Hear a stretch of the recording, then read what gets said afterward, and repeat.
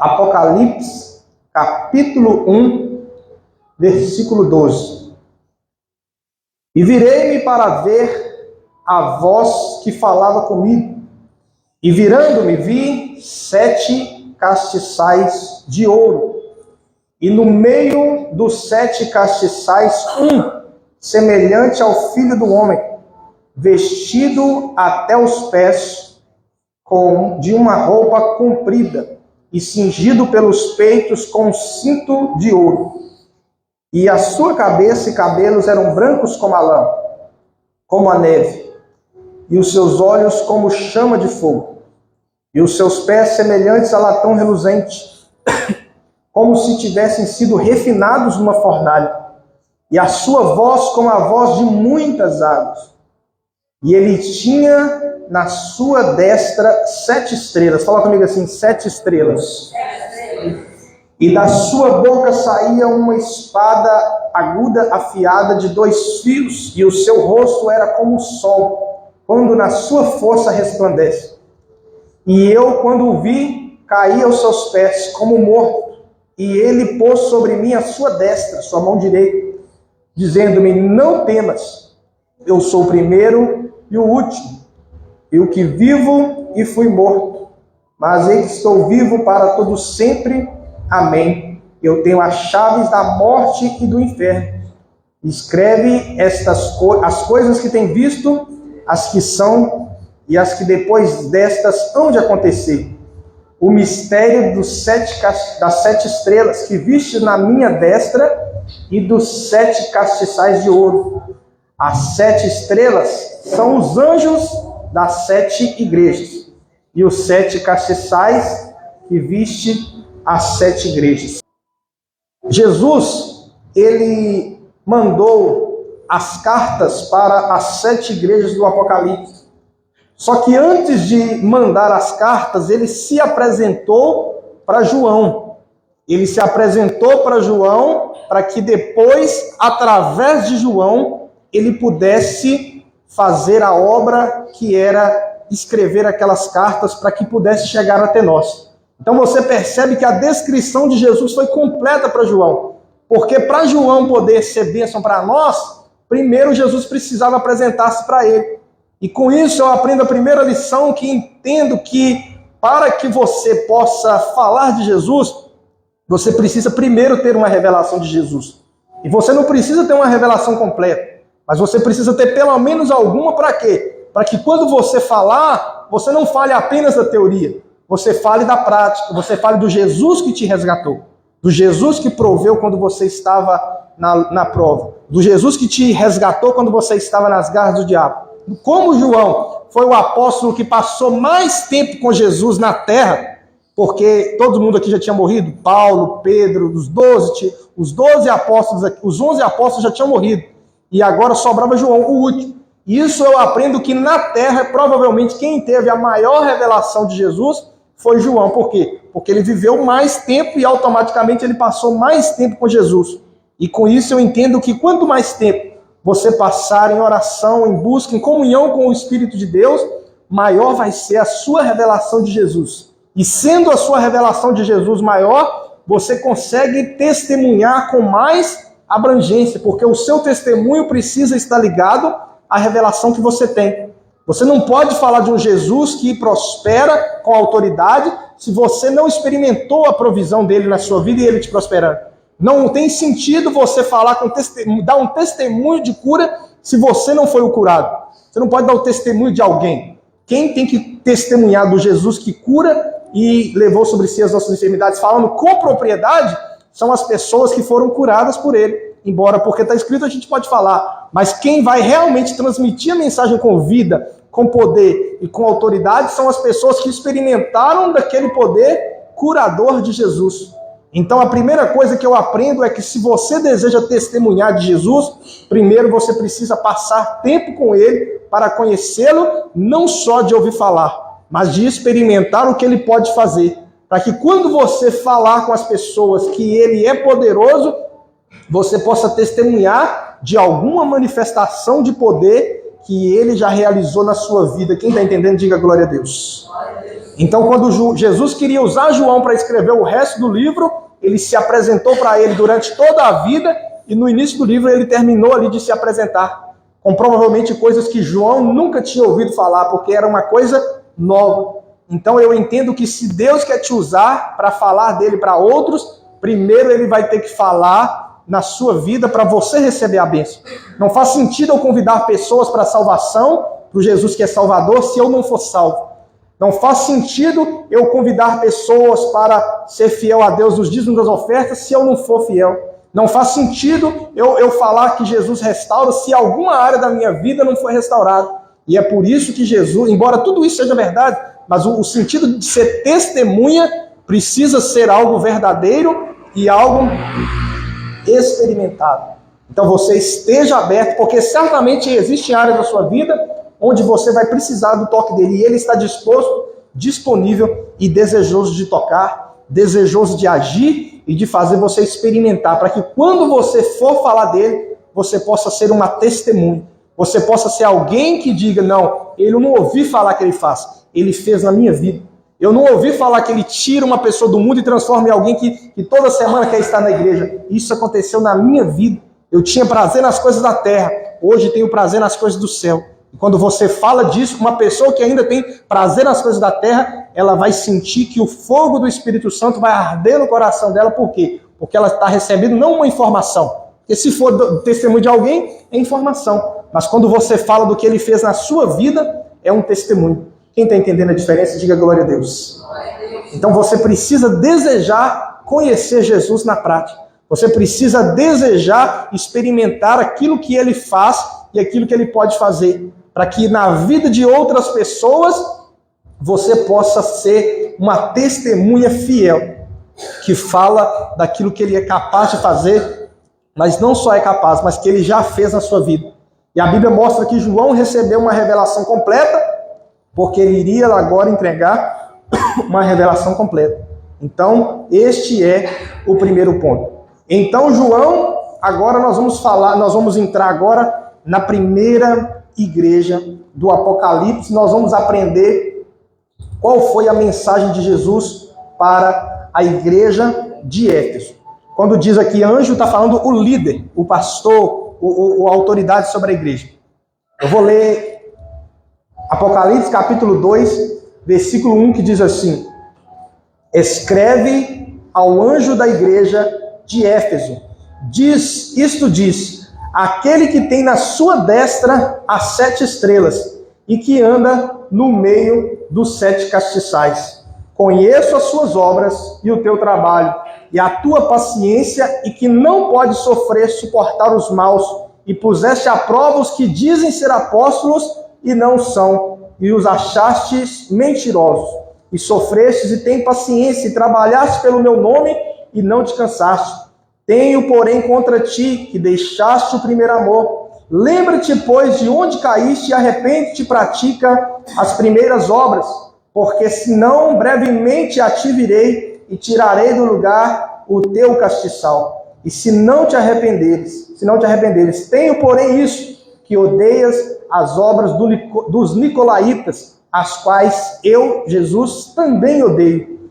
Quem tem ouvidos, ouça o que o Espírito diz às igrejas. Ao que vencer, dar-lhe-ei comer da árvore da vida, que está no meio do paraíso de Deus. Agora nós vamos destrinchar aqui cada parte desse texto para você aprender o que se pode esperar de Jesus e depois também o que Jesus espera de nós dentro da lógica do texto que ele mandou essa carta para a igreja de Éfeso. Se nós não somos dos tipos dessa igreja aqui, nós podemos pelo menos extrair a lição, o princípio, o ensinamento que está por trás, porque pode ser que porventura nós precisemos dessa informação, caso ela não esteja sendo uma verdade na nossa mente.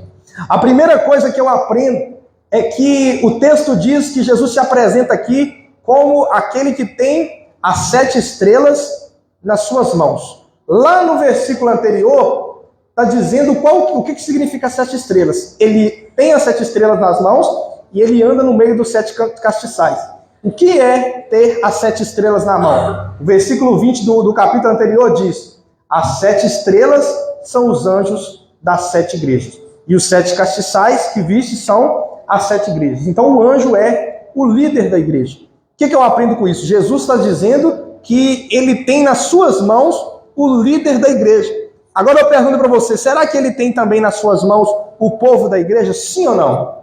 Sim. Então quando eu vejo isso, eu aprendo que essa expressão fala do cuidado de Deus. Fala de que você não está abandonado nessa terra para conquistar as coisas apenas com a sua força, com a sua capacidade, com a sua inteligência, com a sua lábia. Você que faz parte da igreja genuinamente, você está nas mãos de Jesus. E estar nas mãos de Jesus representa o cuidado, representa o controle que ele tem, representa a soberania que ele tem de cuidar de você. Você não está aqui dependendo da sorte. Você não está aqui nessa terra dependendo do acaso. Você não está aqui nessa terra dependendo de ser melhor que as pessoas para você desfrutar de paz e prosperidade. Você está nas mãos de Jesus e ele é quem tem cuidado de você. Às vezes você não vê o cuidado. Às vezes você não vê o livramento. Às vezes você não vê que é ele que abriu a porta. Mas uma pessoa às vezes nem serve a ele. Mas o coração da pessoa se inclina para você e deseja te abençoar. E você não sabe por que aquilo aconteceu. Às vezes você até atribui a sorte. Mas a verdade é que aquilo aconteceu porque você está nas mãos de Jesus. E quando você está na mão de Jesus, você recebe um cuidado que só ele pode dar. Quando você está nas mãos de Jesus, você recebe livramentos que só ele pode dar. Quando você está nas mãos de Jesus, você recebe provisões de maneiras que só ele faz. Por quê? Porque ele precisa deixar para você uma marca registrada de que existem pessoas que estão no mundo por conta própria e existem pessoas que estão nas mãos de Jesus. E essas 7 estrelas representam os líderes da igreja. Mas eu quero acreditar que o que Jesus faz com os líderes, geralmente o cuidado que eles têm com eles, ele tem também com o povo. Porque o Jesus que nós conhecemos, ele não faz acepção de pessoas. Então você precisa crer nisso. Você pode esperar de Jesus que você não está solto aqui na terra à sua própria sorte. Você tem um Deus que tem o poder nos céus e na terra de operar tanto no sentido de te favorecer abrindo portas, como no sentido de fechar portas. Porque quando ele te favorece, ele pode te favorecer abrindo porta e também fechando porta. Porque quando ele entende que o caminho é bom para você, ele abre porta. Quando ele entende que o caminho não é bom, ele fecha a porta. Mas tanto numa área como na outra, ele está te abençoando. E isso só acontece para pessoas que estão na mão de Jesus. Você precisa ter essa consciência. Você precisa ter esse entendimento. Você não pode entender que você sentiu alguma coisa no seu coração, você vai fazer. Você precisa se colocar em oração e dizer: Jesus, a minha vida está nas suas mãos. Eu estou com vontade de ir para esse lugar. Eu devo ir ou não?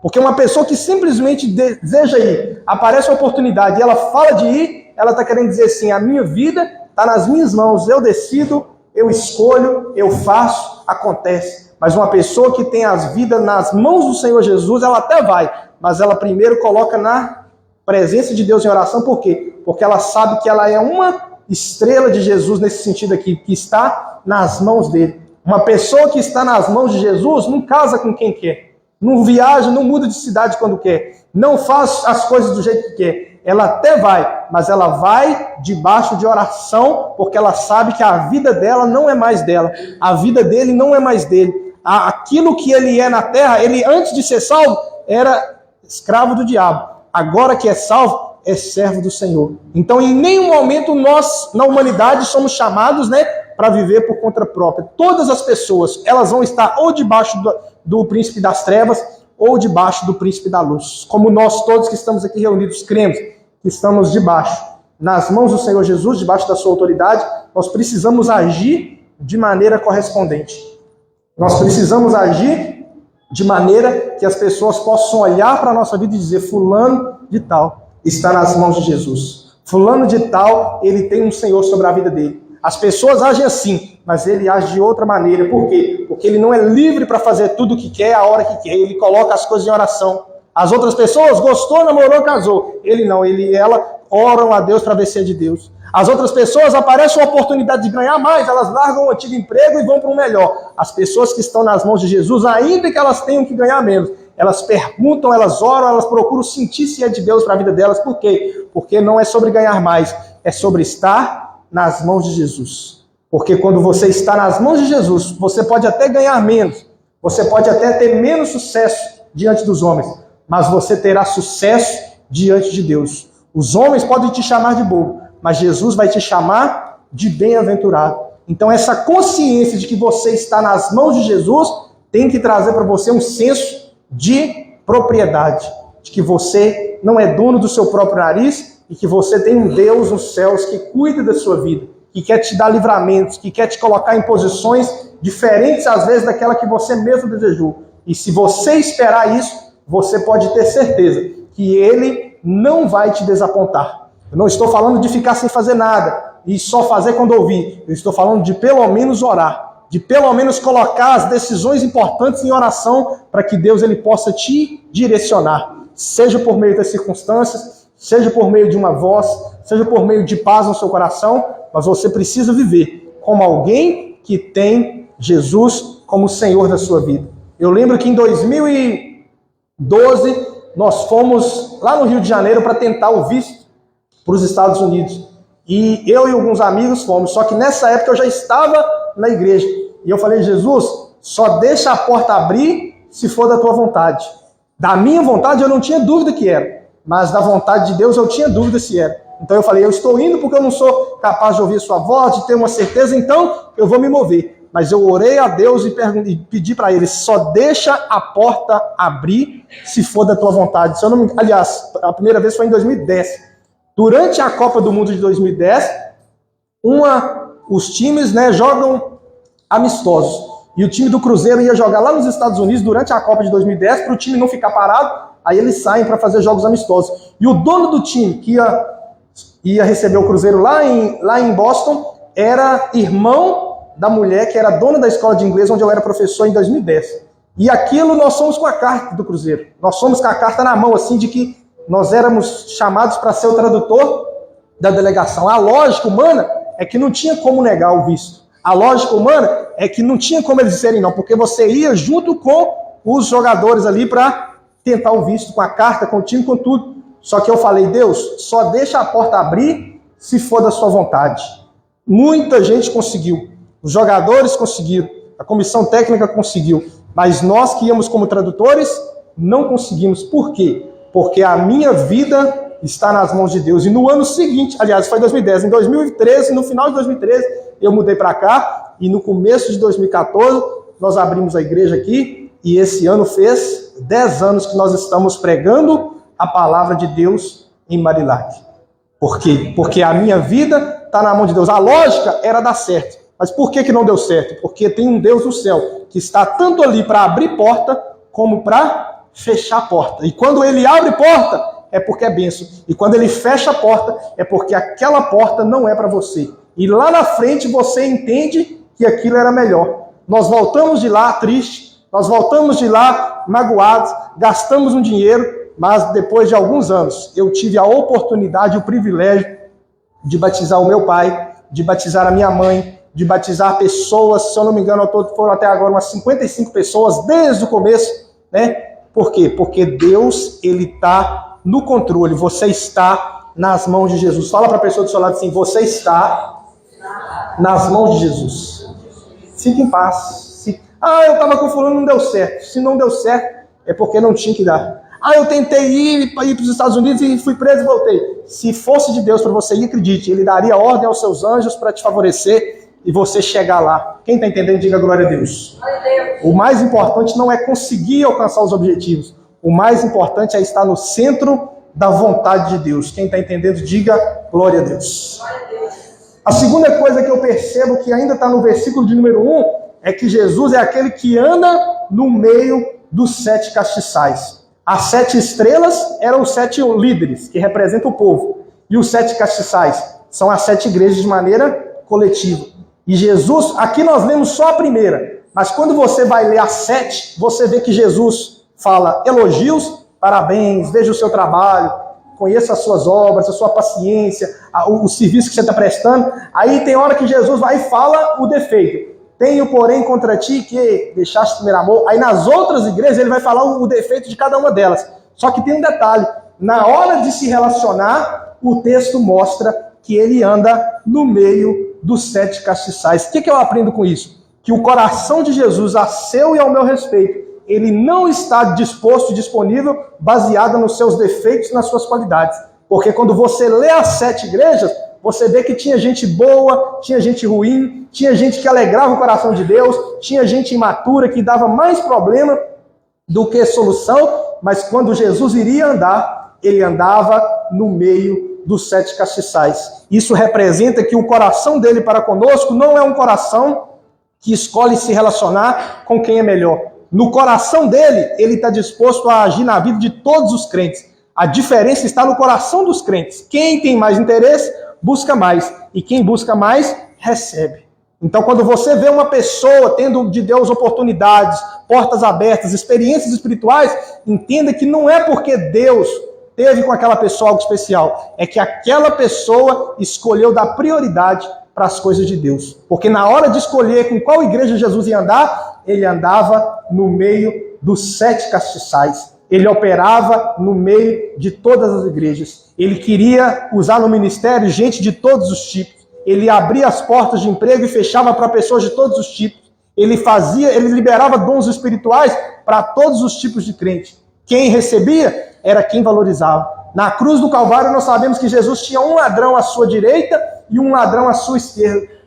E o ladrão da direita diz: Senhor, lembra-te de mim quando entrares no teu reino. Ele nem sabia o que ele estava pedindo teologicamente falando, mas Jesus percebeu que ele teve interesse e para aquele ladrão ele se inclinou e disse: ainda hoje estarás comigo no paraíso. O outro estava dizendo: se o senhor está preso aí, salva a ti mesmo, salva nós também. O senhor não pode nada não, se o senhor pudesse, se o senhor descer da cruz. Jesus ficou calado. Por quê? Porque aquela pessoa não estava dando uma resposta positiva. Jesus morreu pelos dois, mas a resposta de Jesus foi só para quem deu valor. Os dons que Jesus tem hoje, as oportunidades que ele tem, são para todos que ele morreu, mas só vão entrar no lugar da bênção, só vão experimentar o que Deus tem para eles, aqueles que corresponderem com Jesus do jeito que ele quer. Eu vi um pastor falando esses dias que Deus não responde perguntas, Deus responde respostas. Por quê? Porque ele fala primeiro, você dá uma resposta para aquilo que ele já fez, e essa resposta que você deu, é aí que Deus responde. Quem está entendendo, diga glória a Deus. Talvez você não entendeu, eu vou explicar de novo. Deus não responde perguntas, Deus responde respostas. O que seria? Pergunta. Ele fala: Deus, me dá, o que é isso, o que é aquilo? Deus fica calado. Mas quando Deus age, é como se ele tivesse lançado uma questão. E a resposta que você dá é a maneira que ele vai olhar e vai dizer: não, esse fulano merece que eu dê uma resposta para essa atitude dele. Porque a atitude dele foi uma resposta ao que eu já fiz. Então não é sobre fazer acepção de pessoas, é sobre dar para quem merece. Não no sentido de ser digno, mas no sentido de valorizar. Tem pessoas que gastam 2, 3 horas por dia nas redes sociais, mas não conseguem gastar 20 minutos em oração. E essas 2 pessoas, Jesus morreu pelas 2, mas uma delas vai experimentar mais revelação, mais experiência espiritual, mais oportunidade para pregar. Porque Jesus ama ela mais? Não, porque ela deu uma resposta para Deus. Quem está entendendo, diga amém. Então Jesus, ele não faz acepção de pessoas. As 7 igrejas, quando nós fomos lendo nas outras semanas, você vai ver, tinha gente que cometia pecados graves, tinha gente que não teve nenhum elogio. A 7ª igreja não teve nenhum elogio. Algumas teve só elogio, outras, a maioria teve elogio e repreensão, mas a 7ª não teve nenhum elogio. E a Bíblia diz que ele andava no meio dos 7 castiçais. Por quê? Porque apesar dos defeitos que você tem, você não pode ser amado menos por Deus. Diga comigo assim: Deus não vai deixar de me amar por causa dos meus defeitos. E isso para algumas pessoas gera um sentimento de displicência. Mas no coração de uma pessoa que é sábia, ela fica constrangida com a bondade de Deus. É aquela pessoa que ela está no pecado. Ela está na igreja, mas ela faz parte da igreja, mas a vida dela fora da igreja é uma vida de pecado. E ela vem na igreja, o pastor fala com ela. Deus usa o profeta para falar com ela. Ela tem um sonho e o sonho acontece. ela precisa de um dinheiro e a porta se abre. O que ela percebe com isso? E Jesus está na minha vida também. Eu sou da igreja, ele está no meu meio. Uma pessoa que ela não é sábia, ela diz assim, já que ele opera, eu posso pecar em paz. Mas uma pessoa que é prudente diz, se ele me abençoa, eu sendo infiel, ele é digno que eu seja fiel. Quem está entendendo, diga glória a Deus. Então não pense que o fato de Jesus estar operando na sua vida é porque você é bom ou porque é ruim. Ele opera na vida de todas as igrejas. Todo mundo que é de Jesus vai ter alguma experiência com ele. Seja menor, seja média, seja maior. Mas a experiência que ele dá não é um sinal da aprovação, porque ele opera mesmo no meio de quem não é aprovado. E por causa desse fato, tem gente que não busca melhorar, porque ela diz, não, Deus é na minha vida, Deus me prospera, Deus abre porta, Deus me dá livramento. E com isso ela pensa, tá certo, tá tudo certo, eu estou bem. Mas Jesus diz, tenho, porém, contra ti. Para muitas pessoas que estão assistindo esse vídeo aqui ao vivo e na internet, Jesus está dizendo, eu estou te abençoando, não é porque você não tem defeito, eu tenho, porém, contra ti. E aí, na sua consciência, ele traz o que ele tem contra ti. E não é contra no sentido de pegar no seu pé, é contra no sentido de algo que te atrasa, que impede você de viver mais de Deus. Quem está entendendo, diga glória a Deus. Então não pense que o fato de Jesus ser na sua vida é porque você é bom. Ele está na sua vida porque ele é bom. Ele abre porta porque ele é bom. Ele te abençoa porque ele é bom. Ele opera no meio das 7 igrejas e todas elas são chamadas ao arrependimento. Quando você não é igreja, você é chamado a crer. Quando você já é igreja, você é chamado a se arrepender. Você vê que Jesus não fala hora nenhuma de crer. Por quê? Porque ele já está falando com quem crê. Ele já está falando com quem é salvo. Ele já está falando com quem é de Deus. O que ele está querendo para a vida dessas pessoas? Que elas possam viver o reino de Deus. Por isso que ele diz, arrepende. Lembra que ele falava? Arrependei-vos porque o reino está próximo. É outra coisa. É algo mais elevado. Jesus está querendo para mim e para você algo mais elevado. E para isso é necessário o arrependimento. É você mudar a rota. É você perceber que ele está na sua vida e falar, poxa vida, ele está na minha vida mesmo eu errando? Então eu vou buscar acertar para honrar ele. Esse é o desejo do coração dele. A terceira coisa que eu aprendo, que eu posso esperar de Jesus, é que eu posso esperar dele, que ele não vai deixar que o pecado que está na minha vida, ele seja deixado de lado. Já viu aquela atitude assim, deixa para lá? Porque se Jesus deixar para lá, você pode ter problemas, porque o maior desejo dele é te usar aqui na terra e te usar quando você ressuscitar. Porque as pessoas, depois de ressuscitadas, elas vão ser usadas por Jesus também. E quem for reprovado agora, não vai poder ser aprovado para ser usado por Jesus. Por isso Jesus disse, tenho porém contra ti. Uma pessoa que ela tem um desejo excessivo de agradar, o que ela faz? Ela deixa a pessoa errar e ela vai suportando sem falar nada. Ela vê que a pessoa está errando e ela não fala nada. Por quê? Porque ela está preocupada em não desagradar. Tem pai que a criança está errando e o pai fica quieto por quê? Porque ele não quer desagradar a criança. Tem pessoa que está casada e o cônjuge está fazendo alguma coisa errada e a pessoa não fala nada porque não quer desagradar o cônjuge.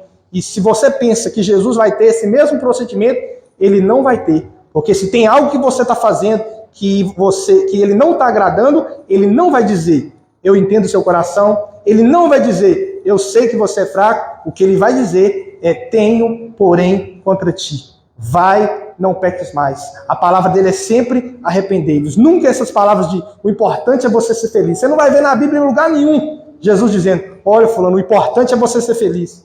Porque tem gente que pensa assim, que o importante é ser feliz. Mas Jesus está dizendo, o importante é você fazer a vontade do Pai que está no céu. E se você buscar, o que ele vai falar para quem está no erro é arrependa-se. Talvez na terra você vai ouvir de alguém, o importante é ser feliz. O importante é você, enfim, realizar o seu desejo. Mas Jesus está dizendo, eu tenho isso contra ti. Se você arrepender, você vai ser tirado dessa posição. Se você não se arrepender, você vai ter perdas, você vai ter disciplina, você vai ter coisas que você vai deixar de desfrutar. Mas se você se arrepender, você vai experimentar o favor de Deus. Você vai experimentar as bênçãos de Deus numa medida maior. Porque numa medida menor, até quem está no erro desfruta. Até quem está no pecado desfruta. Até quem está totalmente caído, como diz aqui no versículo número 5, lembra de onde caíste? Jesus está dizendo, arrepende. Então que nós possamos entender que sobre pecado, seja de adultério, seja de prostituição, seja de você ser um marido, uma esposa ruim, seja de você ser um filho ruim, seja de você ser uma pessoa infiel, desleal, uma pessoa ingrata, para todo e qualquer pecado, a palavra de Jesus para você é: vá e não peques mais. E ele não fica preocupado de te ofender agora, porque se ele te ofender agora e você se arrepender, você vai ser livre e lá na frente você não terá que ser ofendido. Porque no dia que ele se manifestar, muito cristão vai ser ofendido. Porque ele vai dizer: afasta-te de mim, porque você lá na terra não aceitou ser ofendido. Eu corrigi você por dentro, por meio do meu espírito, por meio da palavra, e você se sentiu ofendido e não consertou. Agora você aparta de mim, porque você não vai herdar o reino de Deus. Então é melhor você ser ofendido agora por Jesus do que você ser ofendido no dia do tribunal de Cristo. Então o que nós podemos esperar de Jesus é que com relação a pecado, a palavra dele é sempre uma e a mesma: arrependei-vos. Com relação a pecado, a palavra de Jesus é: vai e não peques mais, para que não te aconteça algo pior. E isso ele fala para todo aquele que está em algum tipo de pecado. Às vezes o seu pecado é diferente do de alguém, mas para você Jesus está dizendo: vá e não peques mais. Se arrependeres, você vai experimentar a bênção de Deus. Agora, se não, que você possa também, se você se arrepender, não se arrepender, você vai receber a disciplina de Deus. Então não tenha dúvida, Jesus não é complacente com o pecado. Não é porque ele salva graciosamente, não é porque ele salva pela graça e pelo amor de Deus, que ele diz que está tudo bem. Não é porque ele salva você pela obediência dele a Deus, pela fidelidade dele a Deus, que você pode viver de qualquer maneira. Quem vive de qualquer maneira vai se arrepender. Se não se arrepender agora, vai se arrepender depois. A Bíblia diz que chegará naquele dia, muitos dirão: Senhor, Senhor, não fiz isso em teu nome? E ele vai dizer: afaste de mim. Aquele contexto ali, não vou entrar na questão teológica, porque não é o objetivo. Mas que aquelas pessoas, se elas tivessem arrependido agora, elas não iam ter que arrepender no futuro. Então que nós possamos nos arrepender agora. Tudo que o Espírito Santo trazer na sua consciência de que você está fazendo errado, arrependa-se agora. E arrepender não é ficar triste. Arrepender é você mudar a rota, é você converter. Por isso que Pedro andou com Jesus 3 anos. E depois que Jesus ressuscitou, ele falou com Pedro: quando você se converter, apacenta as minhas ovelhas. Porque não é sobre andar, é sobre se converter. E a palavra converter ali, ela como é um verbo assim para afirmar, ela é arrependei-vos. Então é como se ele dissesse assim: converta-se, arrependei-vos. Quando você vai no carro ali, aí lá na frente tem a conversão, você já viu na autoescola? Quando você está fazendo aula de direção, você chega lá no lugar de virar. Qual é o nome do lugar de virar? Conversão. Por isso que tem a palavra conversão. Se a pessoa continua vivendo do mesmo jeito, não aconteceu uma coisa chamada conversão, porque ela está indo do mesmo jeito, reagindo do mesmo jeito, fazendo as mesmas coisas, e para essas pessoas Jesus está dizendo: arrependei-vos, ou seja, convertei-vos. Experimente a conversão. E por último, que nós podemos esperar de Jesus é que ele, aliás, penúltimo, que ele não é despercebido das suas qualidades e do seu trabalho e do seu desejo de fazer o reino de Deus avançar. E você faz a igreja avançar o reino de Deus através da sua oferta, através do seu dízimo, através de um convite que você faz para alguém estar aqui, através da sua própria presença aqui. E Jesus diz para essas pessoas: eu conheço as tuas obras. O que ele está querendo dizer? O que você faz para mim, eu reconheço. Tem muita gente que o que as pessoas fazem para ela, elas não reconhecem. Elas não conseguem olhar para uma pessoa que ajudou ela e falar: fulano, eu reconheço que você me ajudou. Jesus, que é soberano, fala para as pessoas que agradaram ele: eu tenho visto as suas obras, ou seja, eu reconheço o que você fez. Eu estou percebendo o que você fez. E detalhe, ele fala de maneira, ele verbaliza, ele não fica só no coração. Porque tem gente que sabe que foi ajudado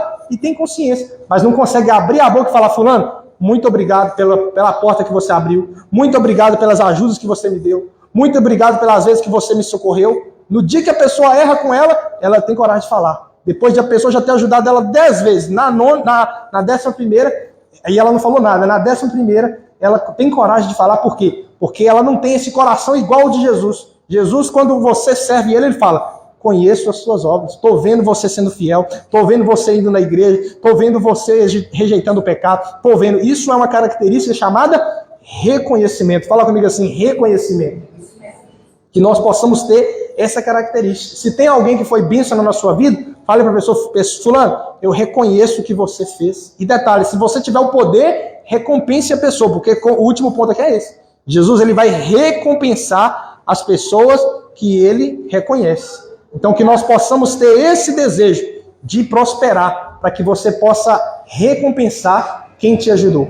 A Bíblia diz sobre os filhos recompensarem os pais. Por quê? Porque eles cuidaram de você até você começar a trabalhar. Então quando você honra seu pai e sua mãe, a Bíblia diz que tem prosperidade para você e vida longa. Por quê? Porque você praticou algo parecido com Jesus, que é a lei do reconhecimento. Não é sobre ele não ter defeitos, é sobre você dizer, não, me proveu, me ajudou. Foi útil na minha vida, tanto para me repreender, como para me prover, como para me ensinar. Quando você faz isso, você está atraindo a recompensa de Deus para essa terra.